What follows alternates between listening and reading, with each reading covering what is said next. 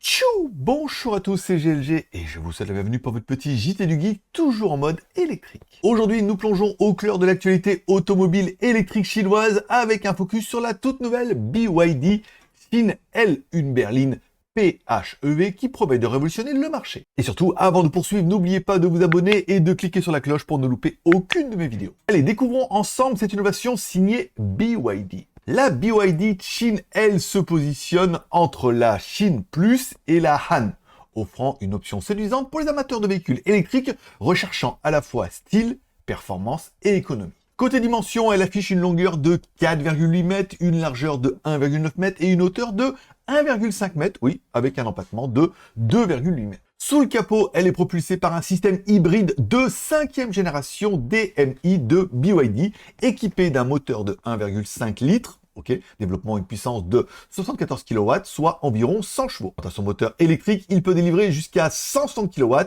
ce qui équivaut à 217 chevaux. Elle est disponible avec deux options de batterie 10 kWh et 15 kWh, promettant une autonomie respective de 60 à 90 km selon le cycle CLTC. Mais encore une fois, ces voitures affichent très peu de kilomètres en mode full électrique, ce qui permet de réduire un petit peu le prix. Et bien évidemment, le moteur thermique, lui, prend le relais car il propose une consommation très économique de 3,8 à 3,98 litres au 100.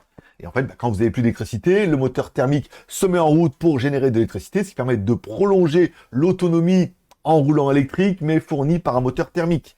Voilà, c'est une solution de transition qui est quand même plus adaptée. On appréciera son design élégant avec ses phares en œil de dragon, oui, et une grande grille à l'avant. On peut dire que la BYD Xin L incarne la modernité. Son intérieur n'est pas en reste, combinant écran numérique pour le conducteur et un grand écran de contrôle central, assurant un confort et une expérience d'utilisateur optimale. Quant au prix, me direz-vous, non, définitivement fixé. En fait, il faudra attendre un peu sa présentation officielle au prochain salon de l'auto de Pékin.